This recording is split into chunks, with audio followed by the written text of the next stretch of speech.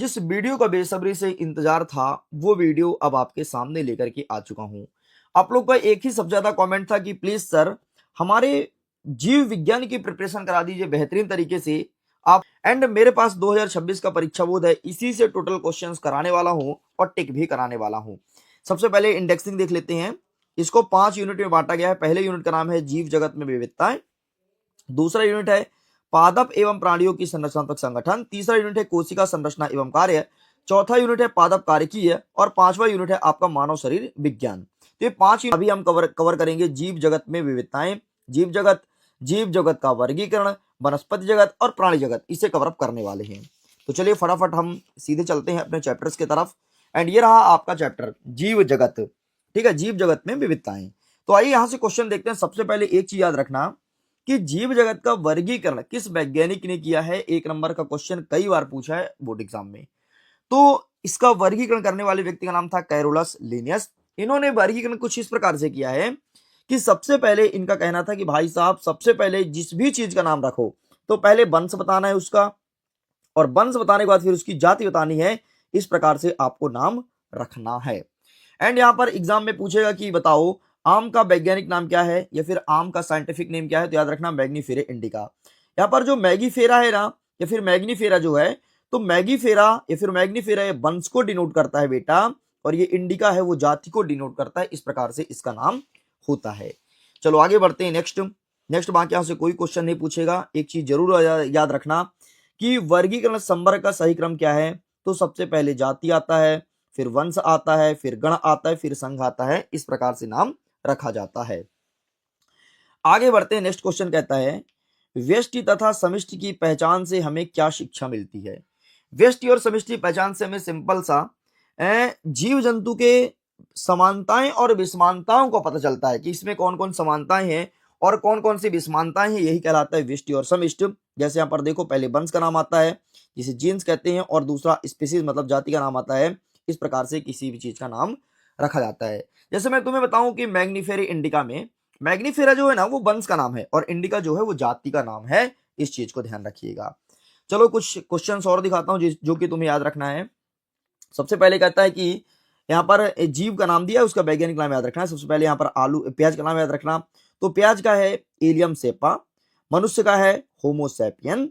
इसके बाद गेहूं का क्या है, तो गेहूं का है तुम्हारा ट्रिटिकम एस्टिवम। और यहाँ पर आम का क्या है मैग्नीफेरा इंडिका। ये नाम याद रखिएगा, आपके एग्जाम पॉइंट ऑफ व्यू से बहुत ज्यादा इंपॉर्टेंट है। सीधे तौर पर पूछ लेगा कि बताओ मेढक का वैज्ञानिक नाम क्या है, तो राना ट्रिगराना। ठीक है, ऐसे नाम याद रखना। तो बस जो जो टिक क्यों वो याद कर लो, बाकी कुछ याद मत करना। हाँ, जो बता रहा हूं बस वही कर लो, तुम्हारा काम बहुत अच्छे से होना है। आगे बढ़ते हैं बेटा। 7वां नंबर कह रहा है कि द्विपद नामकरण पद्धति से आप क्या समझते हैं, एग्जाम्पल देकर के समझाना है। तो द्विपद नामकरण का मतलब होता है कि सबसे पहले जिस भी जीव का नाम रखो पहले उसका वंश का नाम बता दो, फिर उसके जाति का नाम बता दो। ये कहलाता है द्विकरण नाम पद्धति या फिर द्विपद नामकरण पद्धति। इसको देने वाले व्यक्ति का नाम था कैरोलस लिनियस। और कैरोलस लिनियस ने जैसे कि मेंढक का नाम रखा, देखो राना ट्रिग्राना, तो राना जो है वंश को दिखाता है और टिग्राना जो है या फिर ट्रिग्ना जो है वो दिखाता है इसके जाति को कि इस जाति का है। बस एक दो एग्जांपल दे देना, कंप्लीट करना, अपने आंसर को क्लोजर देना। आंसर बहुत प्यारा बनेगा तुम्हारा। और मनुष्य का भी तुम लिख सकते हो होमोसैपियन। जो तुम हो ना, हम है ना, हम सब होमोसैपियंस कहलाते हैं। चलो बेटा आगे बढ़ते हैं। बाकी यहां से कोई क्वेश्चन नहीं बनेगा, है ना। यहां से 2 नंबर के क्वेश्चंस बनते हैं जो कि मैंने तुम्हें बता दिया। नेक्स्ट क्या कहता है कि निम्नलिखित को समझाना है, डिफाइन करना है। संघ क्या होता है, वर्ग क्या होता है, कुल, गण और वंश क्या होता है। तो देखो वंश क्या होता है कि कुछ एक समान गुणों को प्रदर्शित करने वाली जातियों को वंश में रखा जाता है ना। जब एक समान गुण दिखाए, समान प्रॉपर्टीज दिखाए, उसे एक ही वंश में रखा जाता है। जैसे पैंथारा में रखा जाता है शेर, बाघ, चीता, ये एक ही वंश के हैं। ठीक है, जैसे वंश नहीं देखते यार, इंसान में भी होता है अलग अलग वंश। तो क्या कहता है एक ही गुण प्रदर्शित करते हैं उसे वंश कहा जाता है। कुल क्या है, कुछ एक समान गुण वाले वंश को एक कुल में रखते हैं, है ना। एक समान गुण हो उसे एक कुल में रख देते हैं। जैसे सभी दालों को प्रतिनिधित्व करने वाले पादप, है ना, एक ही प्रकार का दाल एक वंश में आ गया, है ना। मतलब जैसे उड़दा हो, मूंग हो, आपका अरहर हो, है ना, तो ये एक ही वंश में रखा जाता है। ठीक। गण क्या है, एक या कई मिलते जुलते गुणों वाले कुल को गण में रखा जाता है। एंड ऐसे वर्ग और संघ याद रखना बस, बाकी कुछ याद मत रखना, भूल जाओ सब कुछ, सीधे कूद जाना चैप्टर नंबर 2 जीव जगत का वर्गीकरण। आइए देखते हैं क्लासिफिकेशन के बारे में, यहां से कौन कौन से क्वेश्चंस बनते हैं। सबसे पहले याद रखना कि पादप पोषण क्या होता है। तो सिंपल सा, पादप जगत में वे सभी जीव जो यूकैरियोटिक तथा जिसमें क्लोरोफिल होते हैं पादप कहलाते हैं। मतलब जिसमें भी यूकैरियोटिक कोशिकाएं पाई जाती है और क्लोरोफिल जिसमें हो, क्लोरोफिल का मतलब पत्ती का रंग हरा होना, है ना। तो हरा रंग क्या होता है? क्लोरोफिल का रंग, ये मैंने तुम्हें 10th में पढ़ाया था। तो जिसमें भी क्लोरोफिल वगैरह होता है वो सब पादप वाले कैटेगरी में आते हैं, इस चीज को याद रखिएगा, बाकी छोड़ दो, कोई दिक्कत नहीं। नेक्स्ट कहता है डायटम की कोशिका भित्ति क्या लक्षण होता है। तो डायटम की कोशिका भित्ति साबूदानी की तरह दो अतिव्यापित कवच होते हैं, मतलब ओवरलैपिंग सेल्स से बनी होती है। इनकी कोशिका भित्ति लसिका की बनी होती है, जिस कारण से ये नष्ट नहीं होते हैं। मृत डायटम अपने परिवेश में कोशिका भित्ति के अवशेष को बड़ी संख्या में जोड़ते हैं। करोड़ों वर्ष में जमा हुआ इस अवशेष को डायटमी मृदा कहते हैं। डायटमी मृदा सफेद मतलब श्वेत, छिद्रित मतलब उसमें होल होती है, और रासायनिक ग्राही तथा अग्निसह होती है। अग्निसह मतलब फायर प्रूफ, मतलब इसमें आग नहीं लगता है। बस इतना तुम्हें याद रखना है डायटम में, ठीक है। मेनली याद रखना कि डायटम की जो कोशिका भित्ति होती है वो साबूदानी की तरह होती है। साबूदानी मतलब छोटे छोटे दाना होता है। साबूदाना देखियो ना, अरे खाने वाला रे, जो खाते हो बना बना के, बस उसकी बात कर रहा है। नेक्स्ट याद रखना यार कि वायरस क्या है। तो वायरस जीवाणु से छोटे छोटे होते हैं। डीएनए और आरएनए दोनों पाया जाता है। प्रोटीन कवच उपस्थित होता है, और इसमें मनुष्य में एड्स एआईडीएस एड्स रोग होता है वायरस से, है ना। एड्स के बारे में आप अच्छे जानते होंगे। चलो भाई, बाकी यहां से कोई क्वेश्चन नहीं आएगा, छोड़ दो, कोई दिक्कत वाली बात नहीं है ना, स्किप करिए। आगे देख लेते हैं। हाँ, ये चित्र जरूर याद रखना, कभी कभी तुम्हारे एग्जाम में पूछता है। एक परवार्विक जीवाणु कोशिका का चित्र, ये चित्र अच्छे से याद रखना बस। आगे बढ़ते हैं बेटा। नेक्स्ट क्वेश्चन क्या कह रहा है कि कवक मतलब फफूंद की विशेषताएं बताना है। तो कवकों में क्लोरोफिल नहीं पाया जाता है, अतः ये विषम पोषण करते हैं। इनके शरीर की रचना थैलस के समान होती है, जिसमें धागे की समान संरचनाएं होती है, जो कि हाइफी कहा जाता है, ठीक है। कोशिका भित्ति काइटिन या सेलुलोज की बनी होती है। संग्रहित भोज ग्लूकोज तथा तेल की बूंद के रूप में पाया जाता है, और संवहनी ऊतक अनुपस्थित होता है। बस इतना आपको याद रखना है, ठीक है। बाकी कुछ याद मत रख भाई, सब तेरा काम हो जाएगा। और इस चैप्टर से और कुछ याद करने वाला है चीज है तो बिल्कुल नहीं है, ठीक है। कुछ चलन अंग देख लो, 2023 के एग्जाम में पूछा था। पैरामीशियम और अमीबा के चलन अंग का नाम क्या है? पक्षाभ है, पक्षाभ से चला जाता है। अमीबा के चलन अंग है कूटपाद, मतलब अमीबा के पैर होता है, ठीक है। नेक्स्ट, मुनीरा जगत के 2 लक्षण जरूर याद रखना। तो सबसे पहले सत्य केंद्रित का अभाव होता है, और दोहरी झिल्ली युक्त कोशिकांग नहीं पाया जाता है मुनीरा जगत में, ठीक है। जगत तो सारे पता है ना, प्रोटिस्टा जगत, मोनीरा जगत, ये सारे जगत होते हैं, वो चीज याद रखना। चलो, विटकर द्वारा दिए गए 5 जगत में से किन्हीं 4 जगत के नाम लिखो। अच्छा, एक चीज याद रखना, विटकर ही एक ऐसा साइंटिस्ट था जिसने 5 जगत में क्लासिफिकेशन किया था। बाकी अलग अलग आए थे, अलग अलग नाम दिया था, लेकिन विटकर ने 5 जगत बताया था। और आज जो हम 5 जगत पढ़ रहे हैं ना, मोरेना, प्रोटिस्टा, फंजाई, प्लेटी, मतलब पादप जगत, जंतु जगत, वो विटकर ने ही दिया था, ठीक। तो ये देखो, मोनेरा, प्रोटिस्टा, फंजाई, पादप जगत और जंतु जगत, इसे विटकर नामक साइंटिस्ट ने दिया था। आगे आगे हमारा अध्याय नंबर 3 पादप जगत। आइए देखते हैं यहां से कौन कौन से क्वेश्चन वीवीआईएमपी हो सकते हैं हमारे एग्जाम पॉइंट ऑफ व्यू से। सबसे पहले देख लेना भाई कि जिम्नोस्पर्म और एंजियोस्पर्म दोनों में बीज होते हैं, फिर भी उनका वर्गीकरण अलग होता है, क्यों? तो जिम्नोस्पर्म और एंजियोस्पर्म दोनों में बीज होते हैं, फिर भी उनका वर्गीकरण अलग अलग किया जाता है। इसका कारण है कि जिम्नोस्पर्म के बीज नग्न होते हैं, मतलब नॉक्ड होते हैं, और इसके बीज फल के अंदर पाए जाते हैं। मतलब जो बीज होते हैं ना, फल के अंदर होते हैं। जैसे तुम्हारा हो गया आम का जो बीज है ना, फल के अंदर है। पहले आम खाते हो, बढ़िया रसीले आम खाते हो, फिर फल अंदर मिलता है बीज, उसे कहते हैं बेटा जिम्नोस्पर्म। और एंजियोस्पर्म क्या होता है? जिसके बीज फल के अंदर ढके हुए होते हैं, उसे कहते हैं एंजियोस्पर्म, है ना। इट्स लाइक, इसमें तुम एग्जांपल दे सकते हो अमरूद का, बीही का भी एग्जांपल दे सकते हो जिम्नोस्पर्म में, ठीक है। और बीज फलों के अंदर ढके रहते हैं, तो आम इसमें आएगा, sorry I am really so sorry, आम इसमें आएगा एंजियोस्पर्म में। और इसमें तुम बीही का एग्जांपल दे दो, और बीही के अलावा तुम क्या दे सकते हो, जैसे तुमने अनार वगैरह खाया है तो अनार भी तुम इसमें रख सकते हो, ठीक, जिम्नोस्पर्म में। चलो आगे बढ़ते हैं। नेक्स्ट क्वेश्चन कहता है ब्रायोफाइटा के लक्षण। तो ब्रायोफाइटा के 2 लक्षण याद रखना। ब्रायोफाइटा पादप जगत का उभयचर इसलिए कहा जाता है क्योंकि ये गीली नम भूमि में पाया जाता है, तथा इनकी वृद्धि में विकास, प्रजनन अंग के विकास तथा निषेचन के लिए अत्यधिक नमी की आवश्यकता होती है।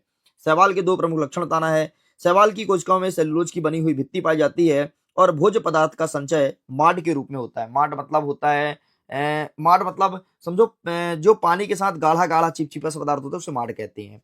अरे चावल में तुमने देखा होगा पहले, अब तो खैर लोग कुकर में बनाने लगे, पहले जब बटुई में खाना बनता था, बटुई मतलब मैं तुम्हें क्या बताऊं, गंजम बनता था, तो उससे पानी को पहले पसिया जाता था, उसे माड कहते हैं ना। हो सकता है देखे होगे अगर गांव से होगे और तुम्हारी दादी लोग बनाई होंगी तो। बाकी आजकल की मम्मियां नहीं बनाती है सब खाना भाई, आजकल मम्मी कुकर में खाना बनाना इस्तेमाल ज्यादा पसंद करती है क्योंकि आसान होता है ना। नेक्स्ट कहता है कि एक बीज पत्री और द्विबीज पत्री में किस प्रकार से विभेद करेंगे, अंतर बताएंगे। तो एक बीज पत्री में सिंपल सा एक बीज पत्र पाया जाता है और दो बीज पत्री में दो बीज पत्र पाया जाता है। इसमें हमेशा समांतर सिरा विन्यास होता है, मतलब पत्तियां ऐसी होती है, देखो ये ये ये ये इसमें हमेशा समांतर सिरा विन्यास होता है और इसमें जालिकावत सिरा विन्यास होता है। जालिकावत कैसे होता है देखना,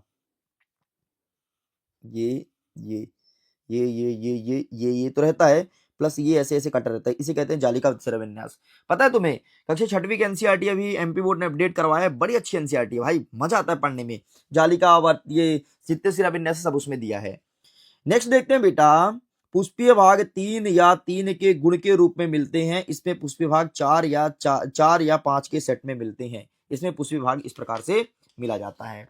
नेक्स्ट कहता है तने में संवहन पुल बिखरी अवस्था में होती है और तने में संवहन पुल वलय के रूप में होती है। ठीक है, इसमें द्वितीय वृद्धि नहीं पाया जाता है, इसमें द्वितीय वृद्धि पाई जाती है। इसमें अपस्थानिक मतलब रेशेदार जड़ होते हैं और इसमें कैसे होते हैं, मूसला जड़ होते हैं। याद रखना, जिसमें भी जालिकावत सिरा विन्यास होता है ना, जाली के रूप में अगर पत्ती है तो समझो उसका जड़ भी जालिका के रूप में होगा, इसलिए मूसला जड़ हो जाता है।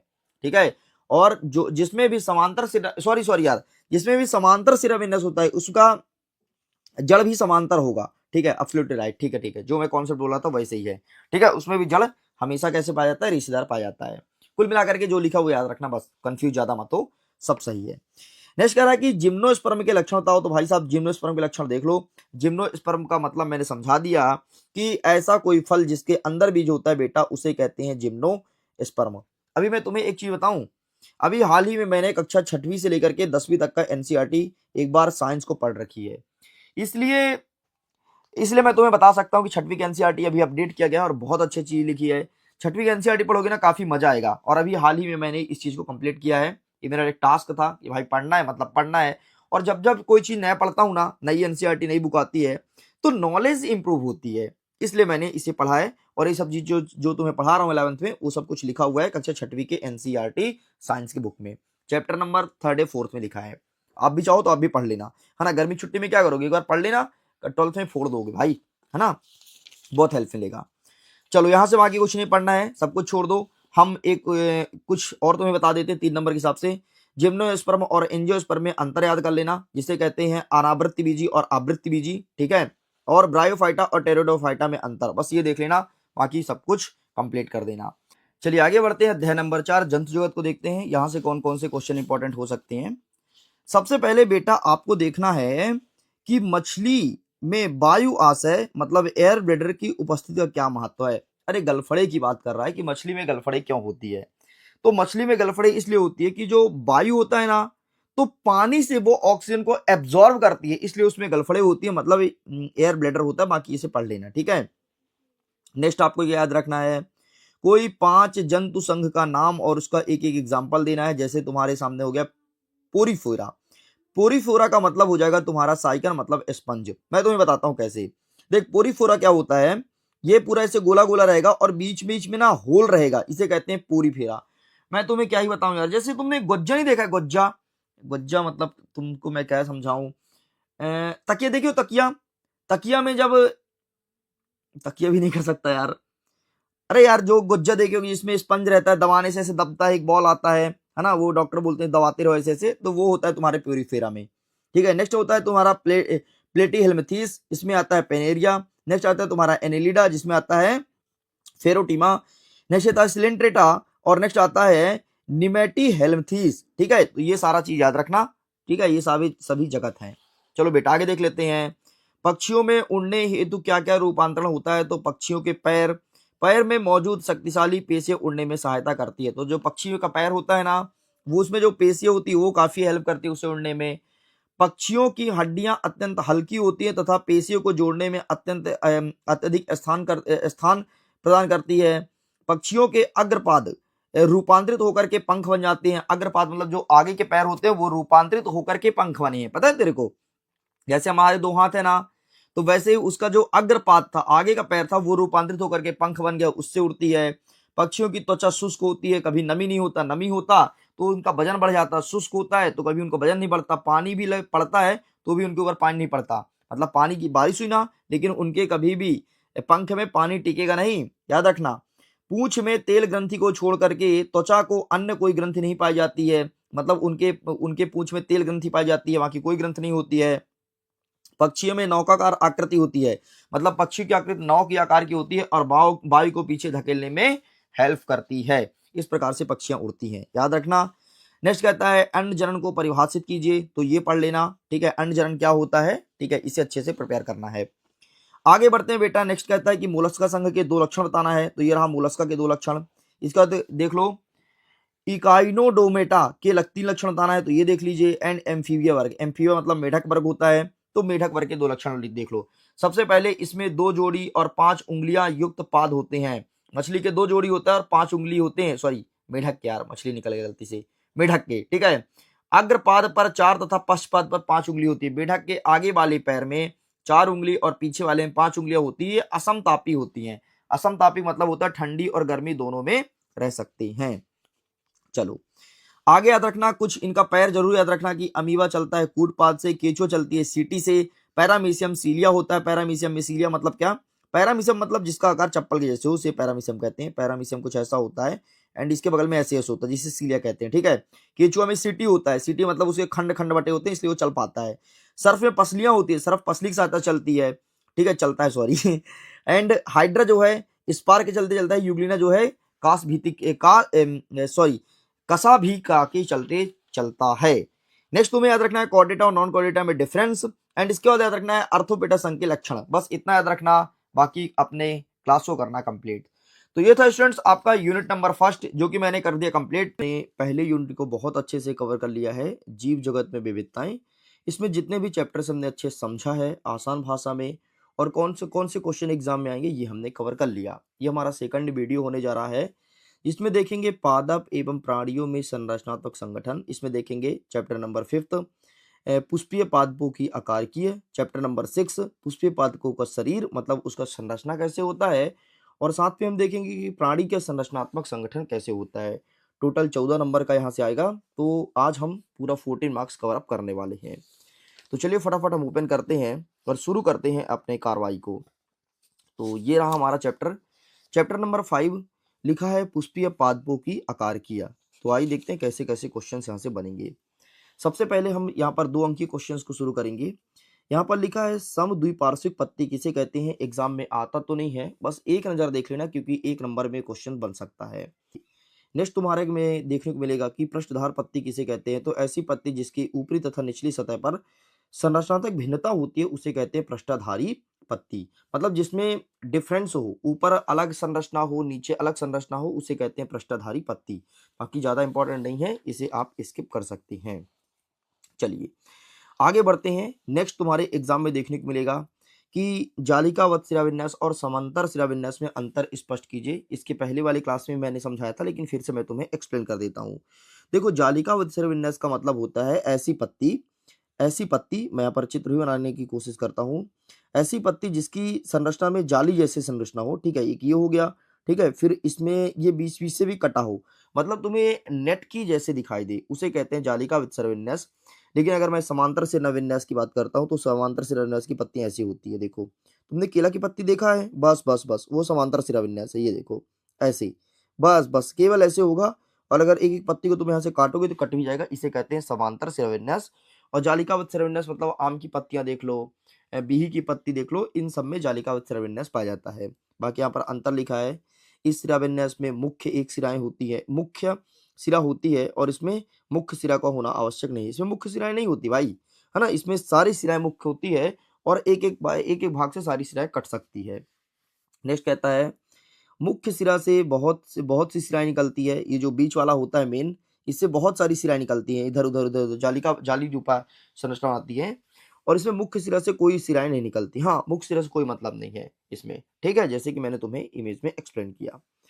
नेक्स्ट याद रखिएगा कि सिरा विन्यास द्विबीजपत्री वाले पौधे में पाया जाता है। हमेशा जालिका सिरा विन्यास द्विबीजपत्री, मतलब जैसे चना हो गया, ठीक है, चना में 2 बीज होता है ना, अगर चना को तुम बीज से तोड़ोगे तो ऐसे-ऐसे 2 बीज निकलेगा, एक इधर का एक इधर का। इसमें पाया जाता है जालिका सिरा विन्यास। लेकिन समांतर सिरा विन्यास हमेशा एक बीजपत्री में पाए जाते हैं। जितने भी तुम्हारे दलहन पौधे हैं, ये सब द्विबीजपत्री होते हैं और सब में जालिका सिरा विन्यास ही पाया जाता है।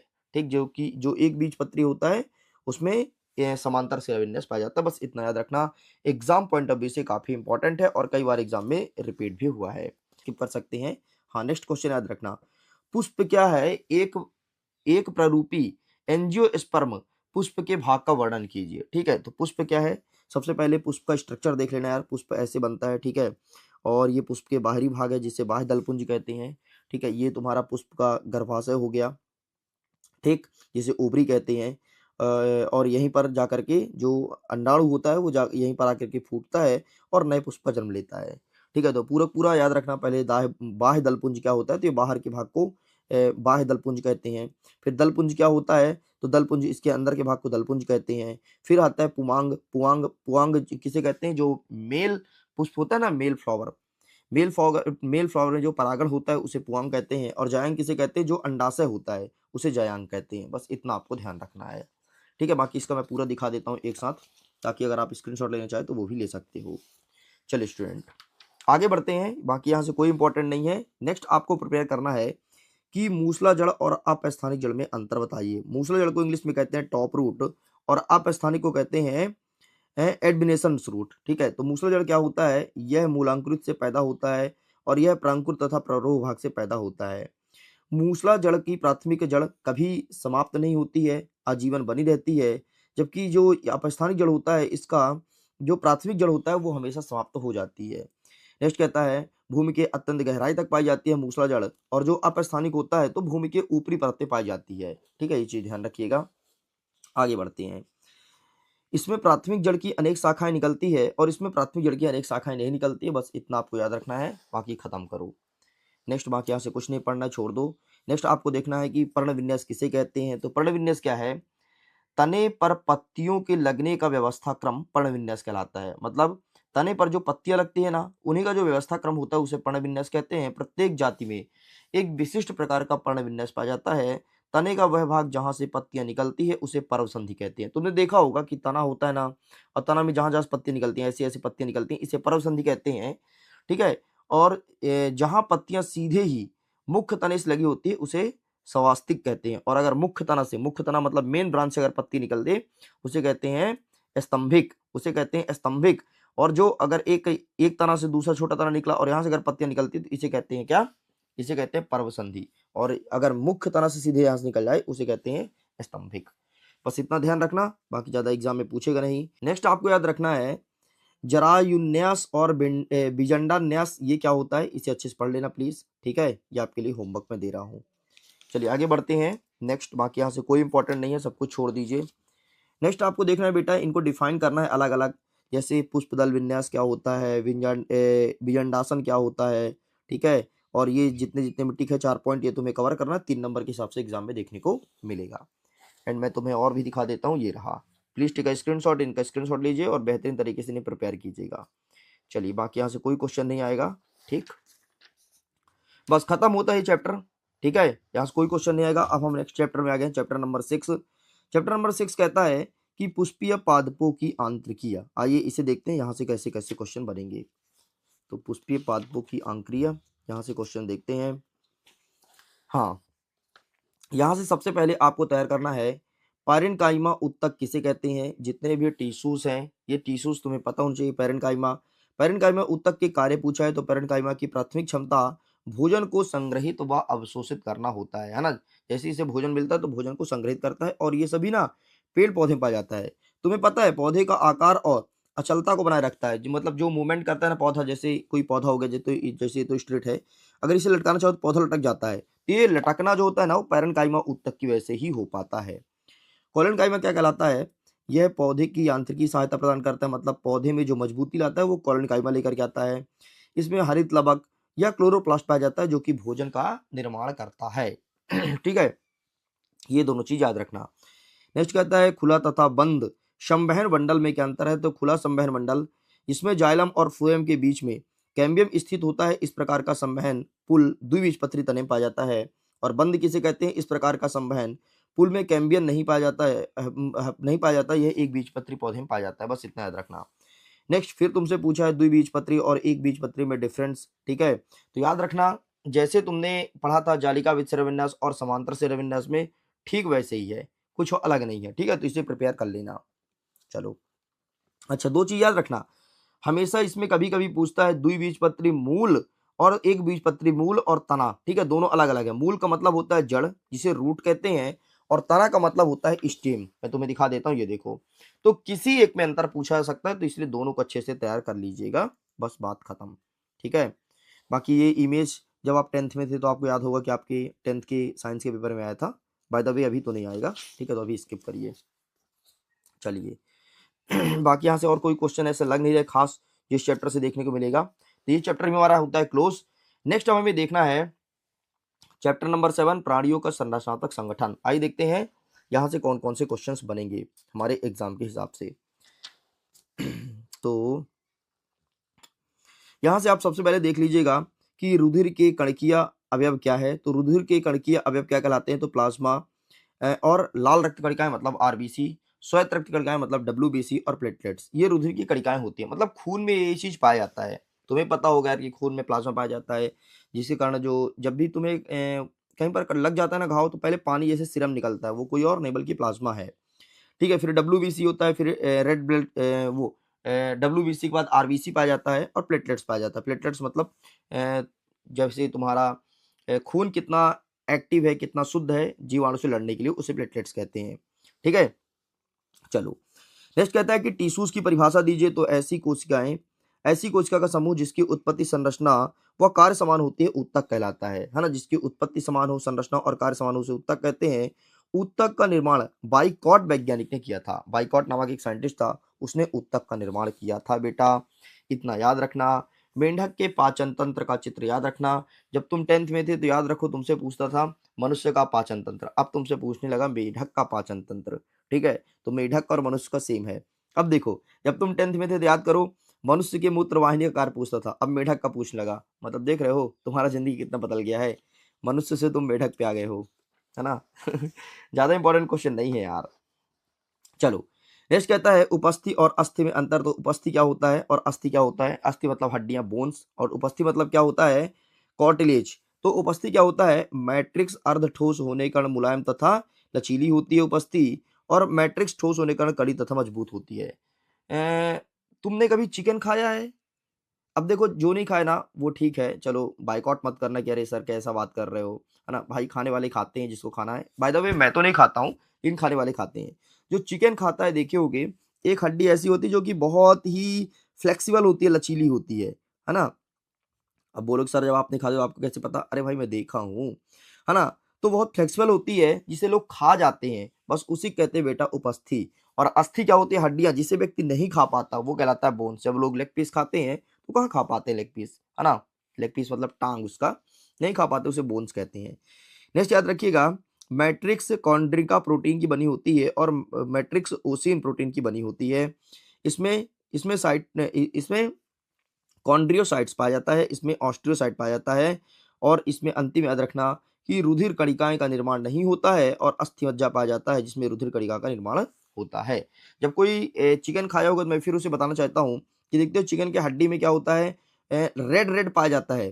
कभी देखना भाई, चिकन का जो मुर्गे का हड्डी रहेगा उसमें रेड रेड बीच में पाया जाएगा, ऐसा लगेगा कि मानो ब्लड क्लॉटिंग हो गया है, तो वही अस्थिमज्जा होता है भाई, भयंकर प्रोटीन होता है इसमें।